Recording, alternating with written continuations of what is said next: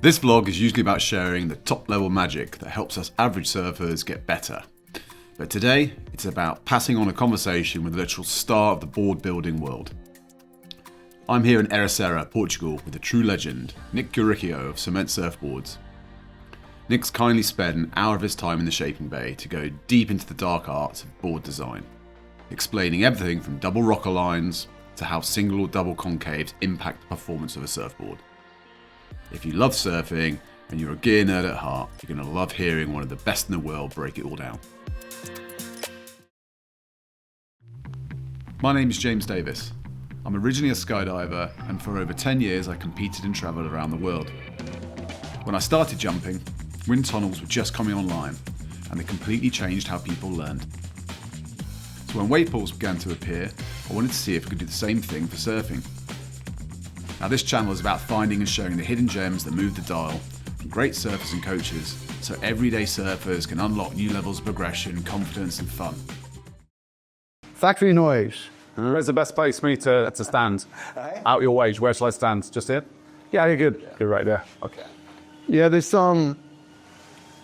we're pretty meticulous on like keeping records and what we do in that. Like this is my little Bible of all the boards we do. We scratch everyone in here, which has a date, number of a board, what the design is, so I can find it on a computer to make another one if someone wants a copy, or just to know what base to work off for a future board and that.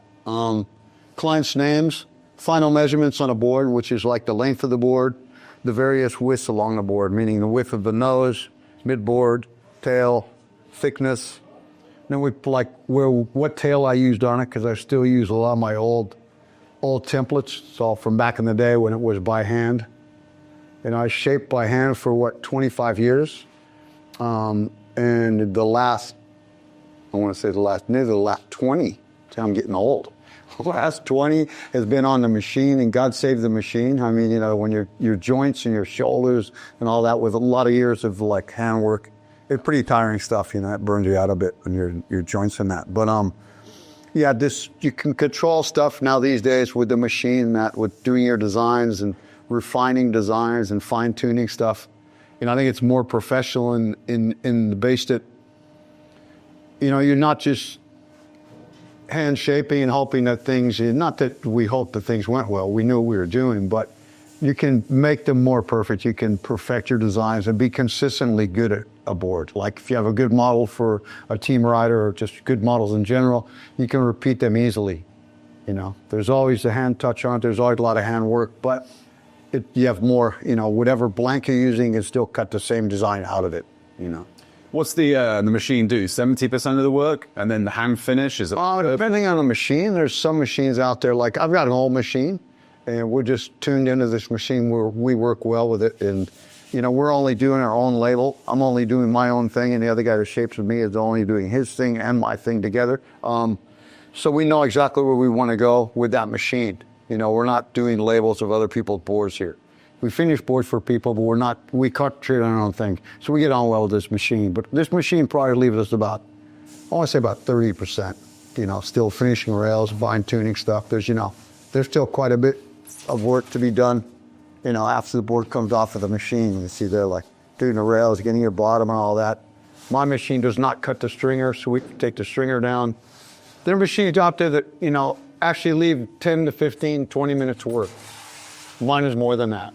But I don't mind it, you know, coming off of planing blanks and, you know, going through all that, cutting outlines and all that, so it's a piece of cake. I mean, it's, you know, I don't want to get too spoiled.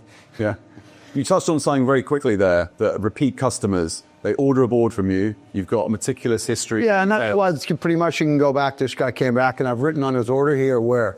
Okay, let me see real quick and pull this guy down. Okay, so his last board was number 19616, which is the one I was looking at here. Okay, and he says he wants to bring the rail down a bit wider in the middle, tension to keep the rail lower, and bring the volume up a bit underneath his chest, okay? So I looked at the measures on the last one. I figured we'll do this one. There was 19 and like 7/16. Said, let's go up to 20. So I came up to 20 there, brought the nose up a bit and the tail up a bit, dropped the rail, you know. So now I've written down on this, I've already scratched all the new measurements in here. I've got all that in here now, so this like It was off 19616. What blank I wrote would have ended up with 29.2 liters volume, all the new measurements and that. So when he comes back to me, if he likes this board a lot, we have a new base, something to work off of here. So it's just like, being able to, have history on your client's knives. Like, I'll have a little folder on him on my computer with his name and the history of the boards that I've done for him. And I've got team riders in there, Goni, Zubizarreta, Vasco Ribeiro, and that have got like endless boards in there, It's been their evolution. The guys have been with me for 20 years now or more. And you also do this just for normal customers as well. Oh, yeah. So the relationship starts, and then it tweaks, and that's what I think probably, I guess, this service. Maybe that's what, keeps us apart or makes it different. If people come to us as opposed to actually going to big brand, like everything's so online-ish now, you know what I mean? For me, it's good, but it's also that it's lost a bit of the personal touch, which I think for me in surfing, it's a really important thing. And surfboards, communication with a shaper and feedback. Yeah. Get feedback from people. And that's, for my progression, that's always been. All my team riders, for me, there's the importance of having team riders, aside from a lot of them are really cool guys to hang out with. But aside from that, it's feedback and progressing bringing your own art, which is shaping a surfboard to a higher level, through communication with people who really know what they're doing. Yeah. What boards are you best known for? Is it the high performance range? Is it the short boards? Or is it like a mix of, mid-length boards now, the times are changing? So what would you say that you're... I want to say it's what you're saying. It's a mix of everything, being versatile and being able to kind of fit. Because, I've dealt with a lot of fantastic surfers since I started working in Portugal, like all the best in Portugal forever, and a lot of pros in that. So that's my passion, maybe the high performance boards or like boards for good waves or big waves and that. That's passion of mine. But I'm not like this. I never was this super fantastic surfer. I surf well, but I've never I always shaped a lot of boards for the average guys also. And I like, if you can make the average guy stoked about surfing and, feel that he's surfing better because of a board you made, that for me is as important as like having some pro go and send me the boards, you know what I mean? To have people in general happy. Daniel pops in the room. Get in there. This Daniel also works with me as a shaper. He's like stellar longboard shaper. Brought in a lot of new models for us. Cabeloso, twin fins, does amazing work, guys. So they're part of our puzzle. You want to take the book? You don't need it, no. Boa. We'll take the book and take a plate of it. Deixa então. Tá, mas tem que checar os números, Daniel. 20384. All right. But I think it's all boards in general, because I think you have to be versatile. You have to be able to, make what people look for. And there are a lot of people that are learning these days. A lot of people, as you get older, I've been making boards for so long. I've gotten older. All my friends have gotten older, so we've progressed into longer boards, bigger boards. It's a huge market. I mean, as far as what you have to be good at and what you have to focus on. So I think we pretty much focus on everything and try and do as well as we can, Maybe talk about your how difficult it is or easy it is to balance trends and people asking for certain things, and then your own personal belief and passion and philosophy towards making boards. How do you manage to balance, between what people think they want and what I think they want? I mean, a little bit on that, but also if you think back to like Kelly Slater in the 90s having highly rocketed out boards, everyone tried to copy, because there's always trends, right? And it changes. 80% of the people couldn't surf on them, right, yeah. I think you have a lot of the trends, happen for a reason. I've always said, I had a teacher in school that told me, never throw away your clothes, your dungarees and stuff like that, or your sneakers, because life is a pendulum and things are gonna come back, swing back again. So those clothes will come back into style at a certain point. Well, everybody gets rid of their clothes, you grow out of them or whatever. But the reality is, it's been a lot of rehash in the surfboard industry. We're always going back and finding stuff that was super cool back in the day and bringing it forward, which I totally believe in. Finding stuff that's proven good, like old Tweenies or old retro boards and that, and bringing them back. But don't bring them back. For me, it's never been bring them back exactly the same. Bring them back and put other stuff we learned along the course, of progression of surfboards and mix some of that in, Like say it was old and major V'd out bottoms on these things. Bring them in, throw a bit of double concave into them. You know, change distribution of it. You know, fin setup different than that. I think trends are good, and I agree with trends. And there's a lot of fun in trends because people, you know, are open to play with stuff. And people these days are much more open to play with stuff than they were, you know, a while back, which makes the market more interesting and brings a lot more people knocking on your door because they want to try stuff. I don't try and shove stuff down people's throat. I never have, because I think, you know, people have to, you have to take whatever their idea is and mold it into what works for me and for what I know will work for them. That's pretty much that. So, yeah, it's about, I don't know if that's what you're asking. By the way, I should tell you, I'm keeping quiet because I want to just hear what you say rather than interrupt. But yeah, okay. Yeah. Maybe we could talk about some geeky stuff, just about boards. Yeah. So people talk about the rails, about different shapes. Is it pulled down? Is it boxy? Maybe just talk about how you think about rails and about just some basic stuff of where the water gets released, when it's a harder rail, where that's going to bite. So maybe just talk a little bit about the shape of your rails and your philosophy behind releasing and holding water. Well, I tell you, as far as like board designs in general go, I'm a huge fan of concave for starters. Like I've always, been into concave. I think it, increase your wet area. A lot more projection than that, and I do think in boards in general, I mean, if we want to talk about rail designs and that, there's so many different rail designs depending on what boards you're making. I just think everything has a rail that's going to fit that design.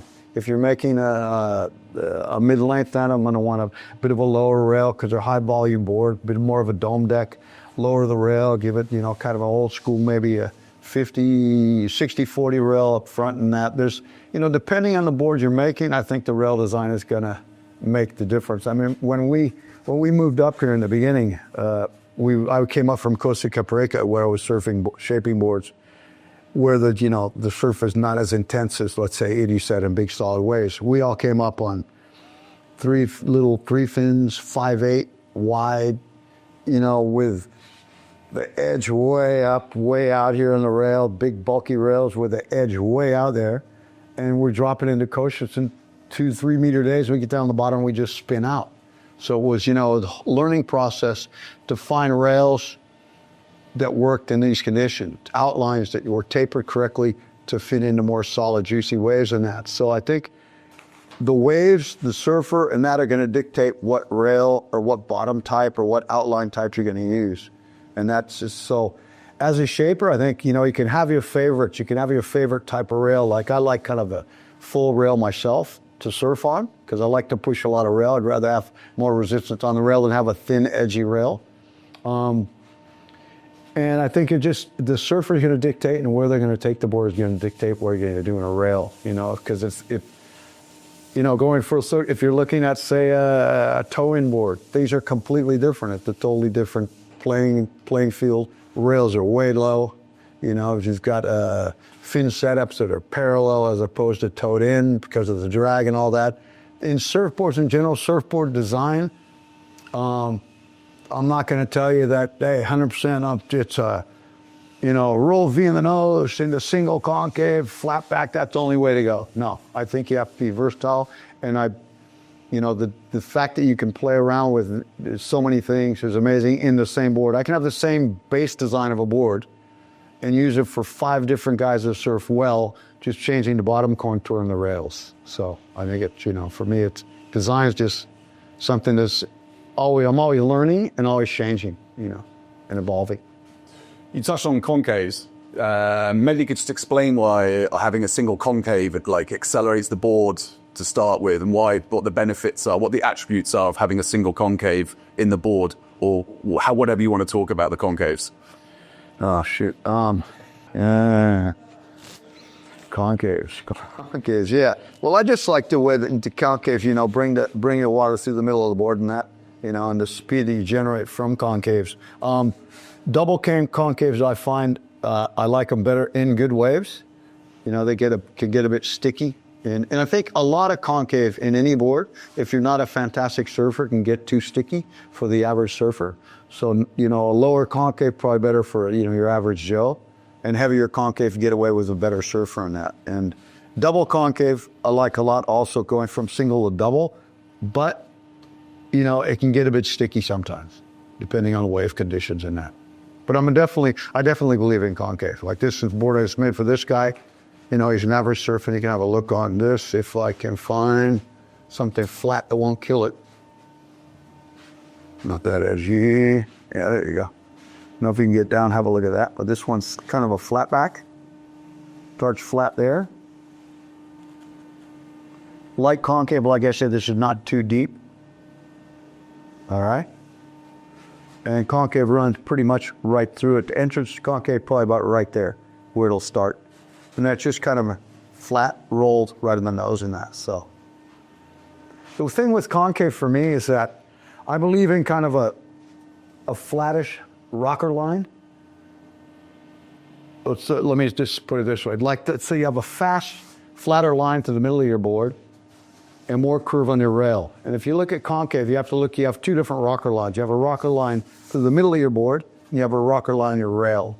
I like to maneuver on your rail and a speed through the middle, pretty much. So that way, it's kind of, and that's something that Schlater's taught. A lot of guys have talked about that for a long time, It's just, looking at your board, looking at two different rockers. If you look at it like this, you have your rail rocker line, which is more curvy because it goes from flat to concave in the middle.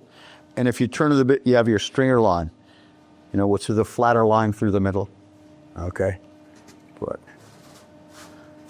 it's all about foil, I guess. If you look at something that looks good, it's probably going to go, Okay, let's talk about rocker then.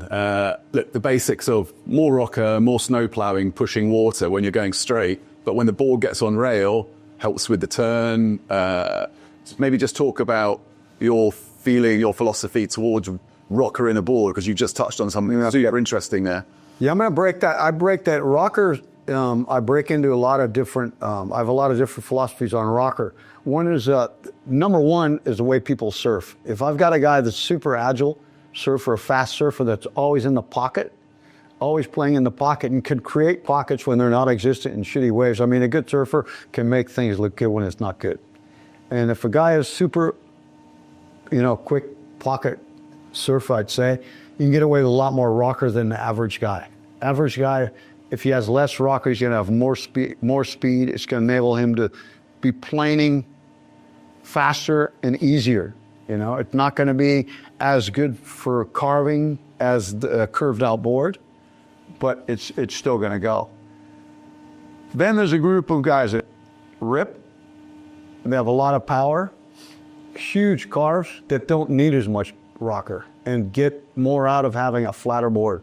I've got a guy on my team, Vasco Ribeiro, for example. He rips. He's a big powerhouse, and he doesn't need as much curve as, say, like Gonis of Zereta. They're just two different surfers. They surf completely different.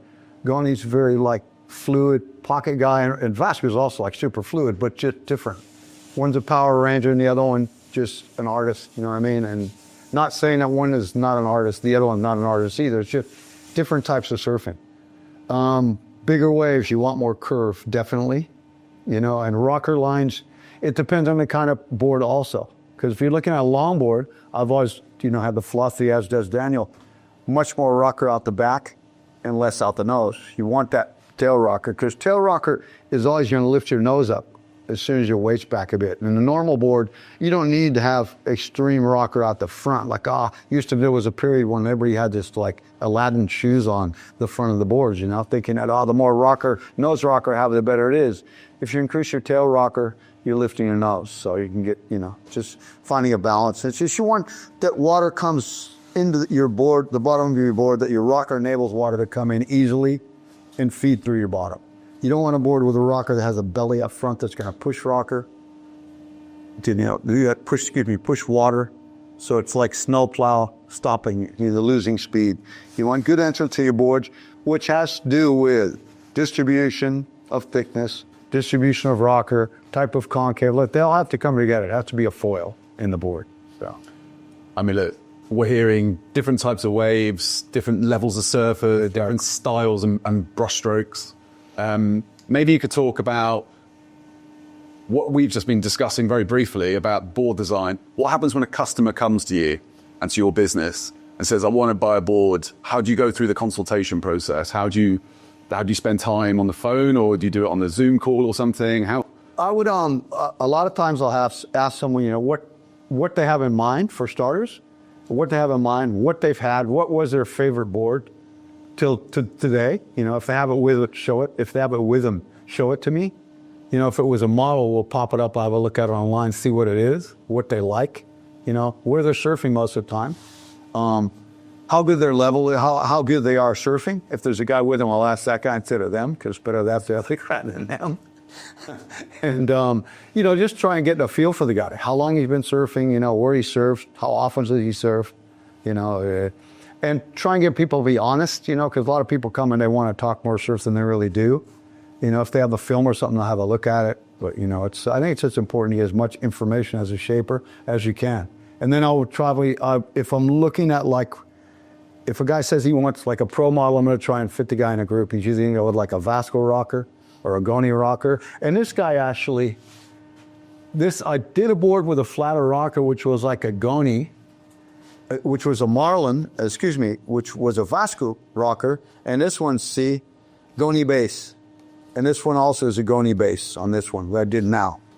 So he's got more curve. He's got more, you know, he wanted a little more curve than as opposed to the first one I tried for him. So, but yeah, just like getting as much information as you can on someone before you start, and then sit down with them and design it, you know, on a computer. Okay, so normal person gets in touch with you or gets in touch with Semente. I want to make a board, or I want to order a board, and that's when the process starts, and then it's iterative. Exactly, and you know, it's done by email. Like they'll send an email, and my daughter and I'll get back and forth with the person on what they're asking, you know, what they're looking for, get some measures back and forth, see what leaders they're looking for and all that. Or if, you know, someone rocks up, we'll do it here, you know. Yeah. Sitting down with a computer. Okay, maybe talk about the brand. Maybe talk about look, you've got some team riders. You're very well known in Portugal and so forth. Maybe just talk about, you know, where most of your customer base is based. And obviously you're here in Ericeira and you're talking about the suitability of the waves and designing. So is it mainly Portuguese surfers that you cater to? Do you have customers in Germany, France, England? Yeah. Maybe just talk about your existing customer base. All right. Yeah, now as far as like our customers go, I think we've got customers throughout Europe. We do love boards for Switzerland, that, and, you know, around Germany, whatnot. But I'd say mostly Portuguese. But within Portugal now, there's a huge amount of foreigners living here. So for a lot of foreigners, and a lot of people have, you know, heard of the label. The label has been around since '82. So we've been here for a while. You know, we've made for a lot of boards for a lot of people. And, you know, a guy will be I have friends that come back and say, I was in this, you know, like Panama, or I was in, you know, wherever. And this guy rocked up and said, hey, I know that label. I was there in 1984. I made a board with those guys. But it's, you know, our boards have been around the world a lot, you know, with a lot of surfers. The surfer that Nicolau Van Roop, Goni Zubzareta, Jonathan Gonzalez. I made boards for, you know, a lot of pros through the years, Jake Patterson and the guys that people didn't remember anymore. It was been, you know, for a lot of guys through the year. And so I think we've got clients. The name is known. A lot of people, you know, just knock on our door because they've heard of our boards or they've had one a long time ago and they come back. A lot of Portuguese, a lot of foreigners, and different. It's like this morning I had an order from a family who was here from the Algarve. The little 6-year-old kid or 8-year-old kid is friends with the family of one of our team riders, girl team riders, Luis Guedes, the girl that surfs for us now. And their friend from the Algarve came up, ordered a board for the kid to give him a factory tour. I think it's just our factory, this setup, I think it's kind of holding on a bit, maybe not holding on like but, you know, just we keep a bit of the old school part of like making it more of a personal experience for people. Yeah. And for me, that's what's disappearing.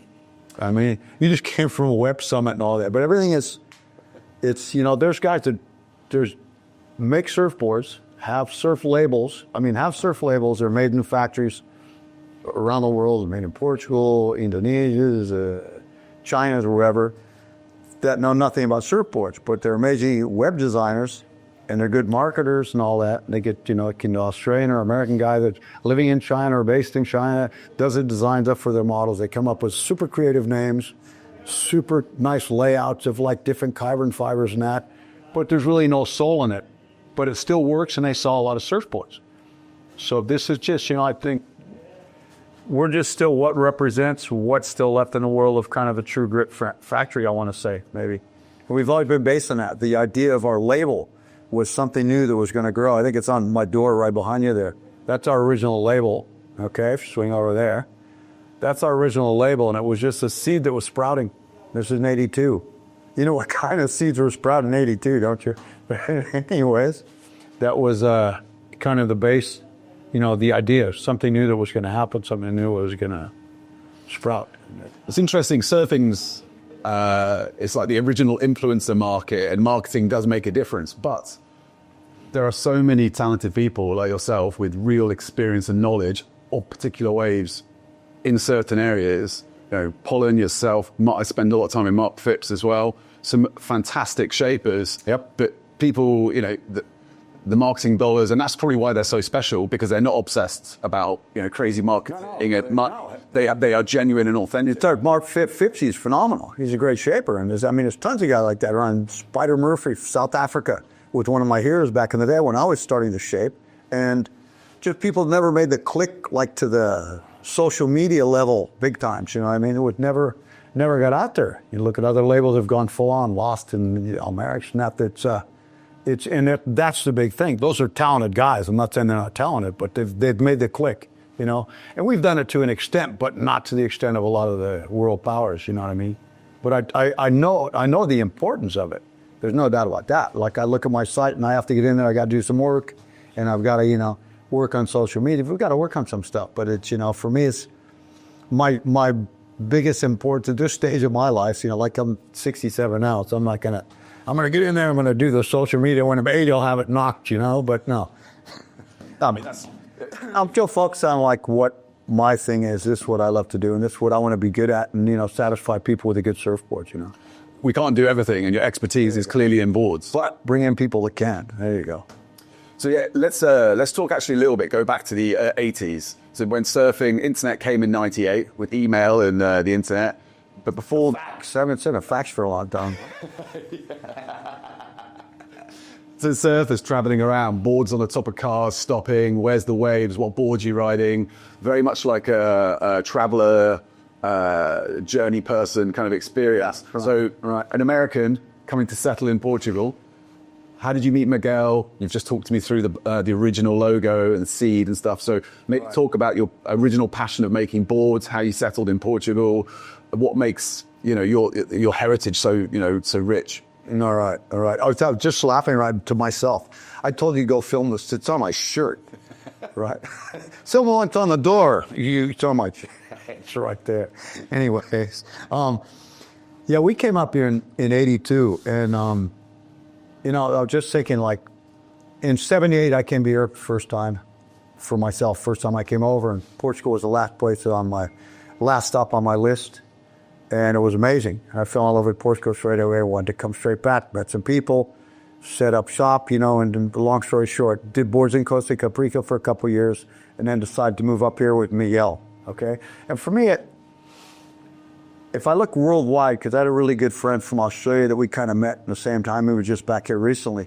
And he had also thought, he's going to come back here, but he got sidetracked and ended up, staying in Australia and spending a lot more time in Indonesia. And I was thinking at that period in the world for surfing, if you were a surfer, there was guys that did those same years that I did here, did in Indonesia, or did in Costa Rica, or did in Panama, or did in Hawaii, or did in all these places. Everywhere was super cool, and it was super different at that period because there wasn't all this information. So it was all this freaking adventure. It was a fantastic adventure with no really map or no guidebook. So it was all new and fresh and exciting and, adventurous. And I think a lot of the adventure has been taken out of it these days because everything, it's to travel and to get perfect waves, you can pick the spot, you can pick how you're going to get there. All the trouble's taken out of the way, all the hassle, someone's there to pick you up. The weather, you know, is going to be perfect. The waves are going to be pumping direction southwest. You know, you've got everything's pretty much. It's a lot simpler as far as that goes, but a lot of the adventures out of it, and the adventure is what made it like really, really exciting at the time. You know, and I'm stoked that I had that period here in Portugal, because I was able, from the time I arrived here and that. You know, I fell in love with Portugal. The food was amazing, the beautiful women, the wine was great. The country was like finding California, you know, in the early days. And, you know, there's 100-something surfers in the entire country here at the time. And now there's like thousands and thousands and thousands. But it was, it was a crazy period, a great period to be here. And to have played a part in the evolution of the whole surfing thing here, you know, it's been an honor to be able to do that, I think. You know, it was great to play part in that. You know, Miguel and myself, we came up here, and a lot of people after that moved up this way, and this eventually had become, now it's like a Mecca in Europe. You know, and there was no one up here when we first came up here.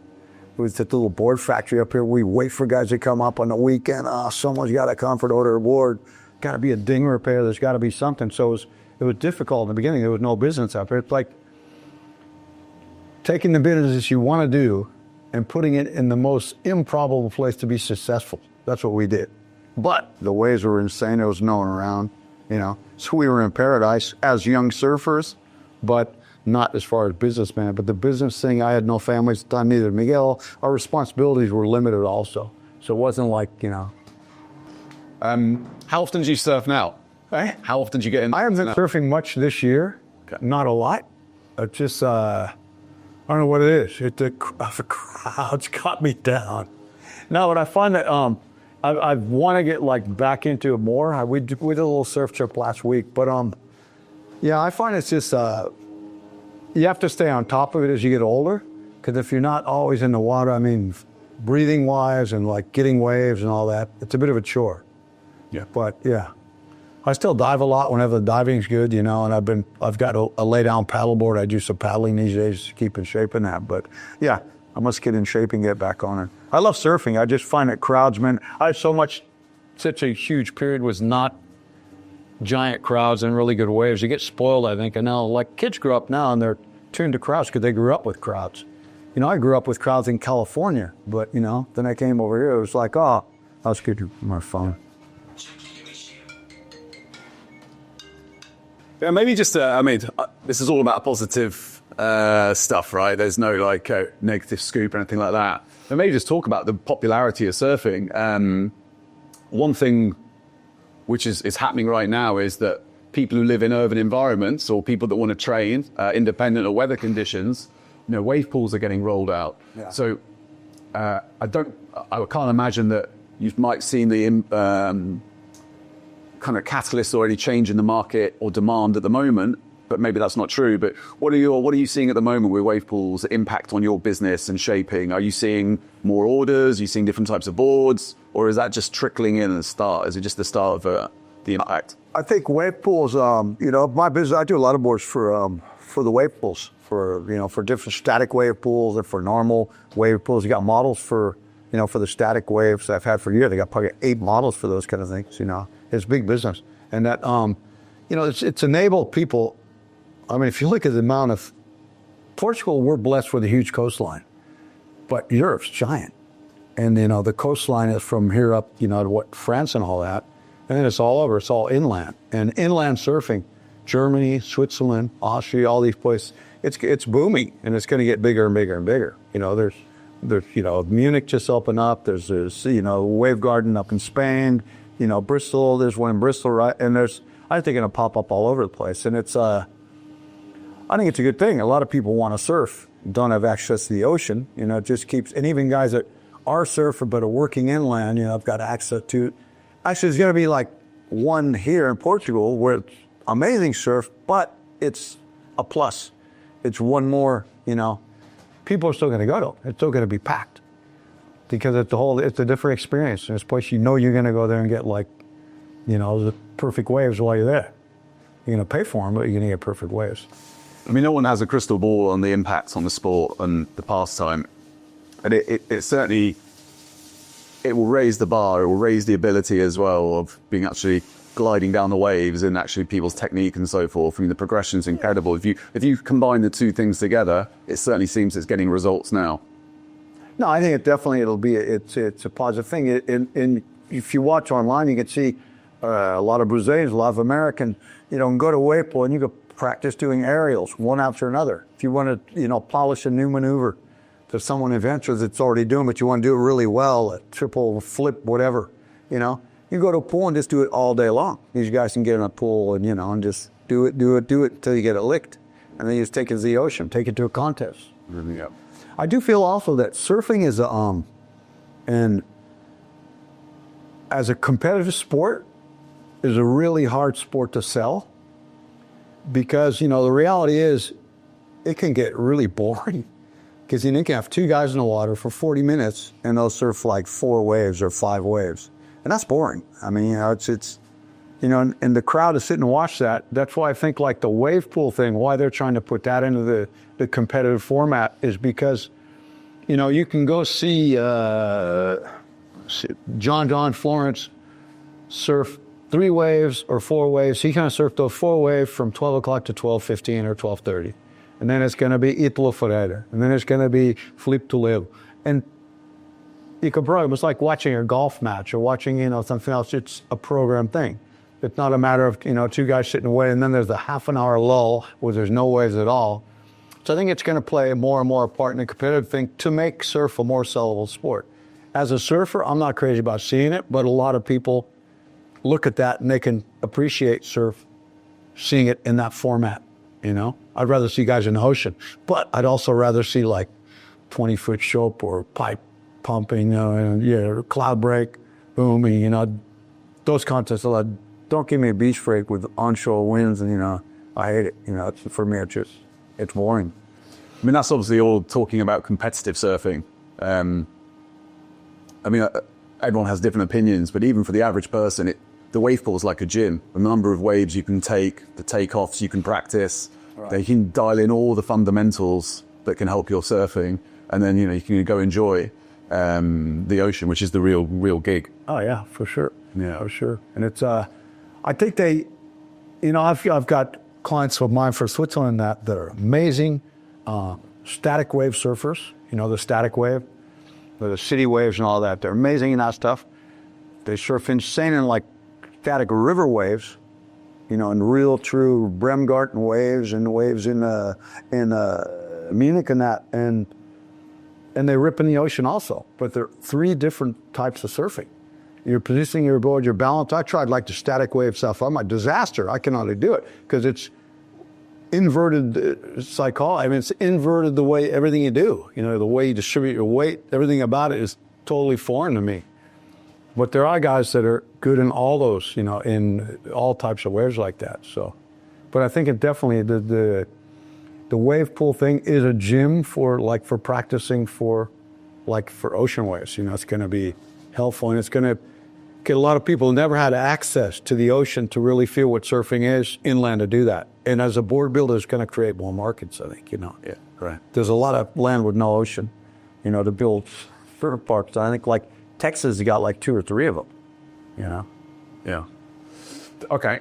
Let's finish off with something fun. Like what's exciting for you at the moment, either in the industry or the stage of the business? What are you? What's the next 12 months got in store, and what gets you? What's exciting moment?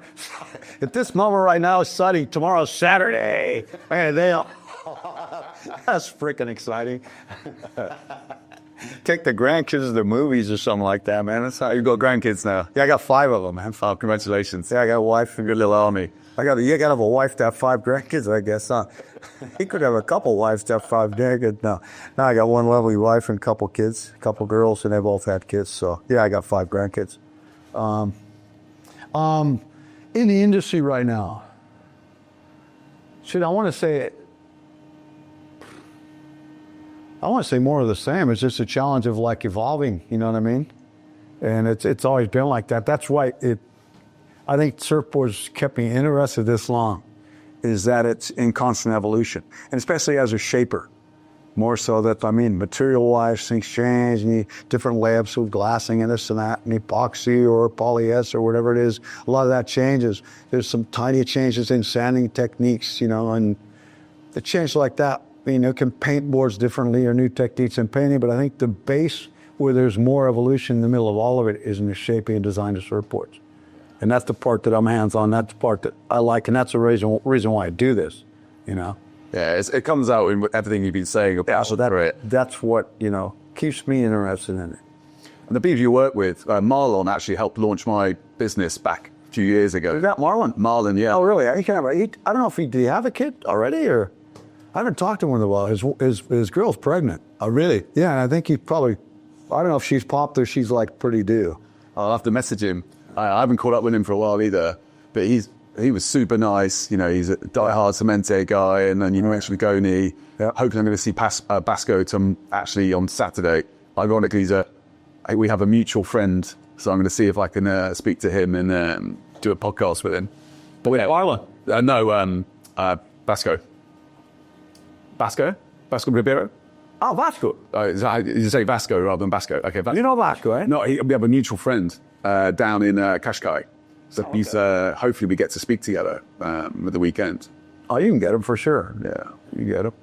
Yeah. So you have nice guys, but that's what I'm alluding to. You have super cool guys that you're shaping with, and that's clearly very passionate about your boards. That's what I'll tell you. One of the things for me, like team riders, has always been it's almost at one point more about the people, more about the person than the.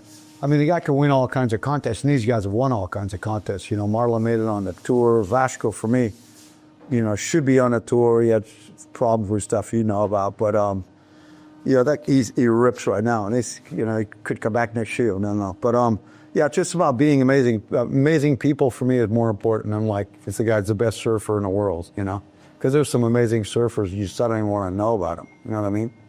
Yeah. But yeah, it's all about being good people. We've always surrounded ourselves, you know, with good surfers, but also with good people. And that's part of, you know, for me, the most important thing.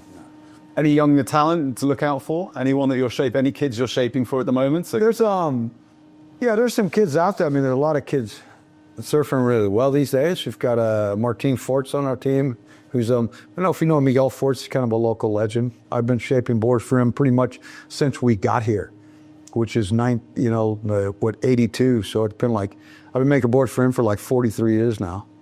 And I started making boards for his kids when they were like 6. And they're 18 now, so I've been making boards for his kids for 12 years now. And one of his kids, they both ripple. One of his kids is more focused on surfing, Martin Forts, and he surfs insane right now. But yeah, there's a lot of kids out there. We got a couple younger kids too on the team and some girls and that, but it's new generation. That's Portugal's coming up. I think, you know, give them a few more years. I think this history plays a part for Portugal to get to a certain point, because Brazil's got more history, Australia's got more history, America's got more history, you know, and Portugal just needs probably one more generation to make that click.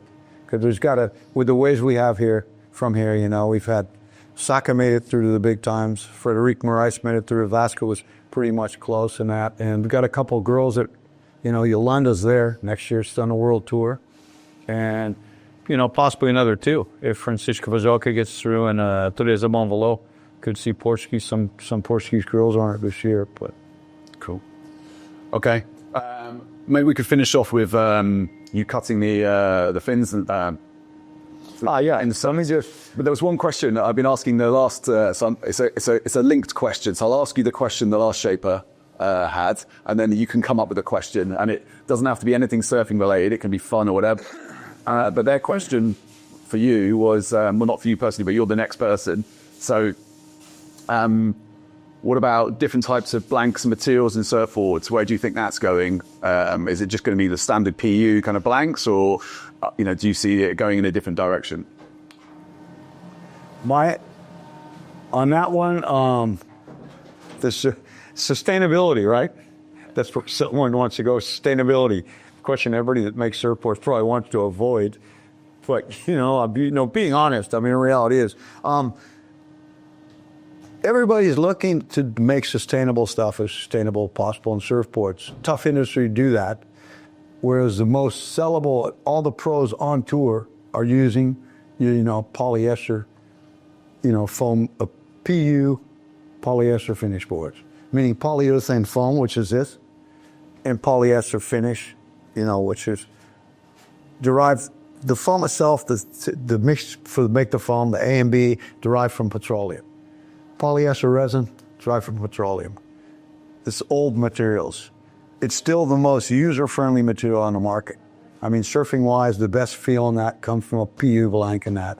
Epoxy and styrofoam, or epoxy and EPS, also great sensation that. More environmentally friendly, but not. There's still cleaning materials are shitty. For the people working with it, it's not healthy stuff. Epoxy resin. There's a lot of damaging stuff in anything you have to do in the surf factory, fiberglass. There's a lot of damaging stuff for the health of workers and for, the environment itself. I think, someone smarter than me is probably going to come up with a material that one day that will be more, user-friendly to the environment and to probably factory workers, hopefully, But, yeah, I will pass. I got to pass the question on to someone else now? Well, yeah, come on with the question. Anything you want, like it can be stupid, funny, or it can be surfing. For the next show you run into? Next shaper, yeah. Oh, shoot. They can stitch him up with something, yeah? Let me think about that for a minute. Can I scratch some fins on this one? Yeah, absolutely. All right, so what am I going to ask the next guy? 29.2 liters. Super Mars. Put the name of our little town on every board I do. Forever. I think they're going to lynch me if I don't, all the locals. 29.2. 60 Rosa 20383. 20383. Who's the next guy that you're going to send a link question to? It could be Johnny Cabianca. Oh, is it? Yeah, because I was supposed to go and see him about a month ago, but we just ran out of time. And then Phipps, I did something with him in the summer. We just played around with the idea, but I might even go out to Australia to see Phipps because I do a bit of work with him as well. He helped, him and Marlon were the first guys to help me in Elia Bay launch Hody Clay. Right. Yeah. So it could be Johnny or Mark, basically. And Johnny's the first guy that plugged me into how the program works. On this program, it was a program before SurfCat. It was a program before this one. He showed me how it works, and he'd give me the basics, and I was ask another question, and he had, Johnny's smile, his smile. he had a little smile, and he says, "You must make some and see how it works." And the first ones you make are like fucking disasters when you're trying to change over what you've always done, like scratching outlines and all this, and you're whistling that, and how it looks on a screen. Because, you look at stuff and, yeah, it looks pretty good, but until you cut it, you really don't have an idea, so but it's all trial and error. And Johnny was very honest about it. He says, hey, you just got to do it. No one's going to say, these are the measures you need to put in. You want the rail to look like that. No, you've got to see what you got to find your rail in the middle of that, or your rockers, or your stuff, So yeah, Johnny's a nice guy. See, Johnny, for Johnny, what, yeah, ask him about sustainability. I'll pass that same hot dog on to him. Yeah, this is what I say. I don't think there's too many people who do all this stuff, right? It's just kind of like got measures in a book, measures on the board, and to people. I just want people to have information on their boards so they know what's going on also. I think it's important. But now there's a lot of personalization on one board, eh? Probably more time than I should spend on this stuff, but old habits are hard to break. And that's one of the reasons for doing these kind of blogs as well, is that people like boards, but also there are some hidden gems. And I know you're not hidden. Everyone knows that your pedigree and so forth, if they know you. The same with Mark, when you meet people and you see what they do and their skill and their passion, and you're like, oh my God, why don't more people know about this brand? Why don't more people see this? And I know it's a big conversation between business and... But it's like I say, I've got one of my nieces, I'm sure it's all around, my niece in America, she buys everything online. She never goes to a shop. So that, I couldn't do that, man. I got to look at it, I got to touch it, I got to talk with the lady, I got to ask her, what do you think? I got to talk with someone in a shop, I got to look at this stuff, I got to feel it, you know what I mean? It's hard for me. I can't buy anything online. The pair of socks, man. Like, I don't know. I got to feel those things. Now, but that's the way things are now, though. You know, people live online. You know, pretty much. Yeah, I think it's how they. I think it's about trust, right? It's about doing your own research at stages of the decision to buy something. So, say it's a board, people will sit behind a computer. They'll geek out because they love surfing. They'll geek out on who's riding it, how the dims are, what's this, and then when they just compare it to something else, another board, they'll be looking at volume and they'll read the generic stuff. It's a journey towards actually making a transaction. But also, as soon as you get, if you get input or actually get access to the people who are the creators, that's something totally different.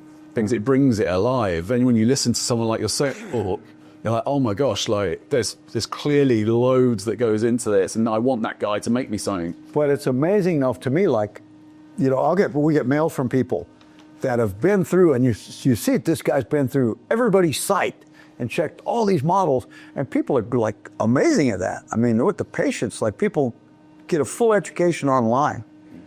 It's other asking you, like, I'm thinking about this rail and that and this volume and this, and you're like, God, this guy's got all the information of all this stuff. But he probably really, truly doesn't know what half of it means, but it's all out there. And I mean, people totally enjoy getting online and doing that, and then making their final decision and buying that board. You know what I mean? And so it's, you got to be set up for it. But I do think that when they do have the personal, like, sit down with a guy and someone like jokes with you, or it makes a difference. Yeah. All right, let's bring it to a close. I've taken enough of your time. Time's money. But I say, all right, thanks so much for your time. All right, man. Amazing. Yeah. My pleasure. In the next vlog, we will share the fireside chat with both Nich and Miguel of Semente Surfboards. Until next time, enjoy your surfing wherever that may be.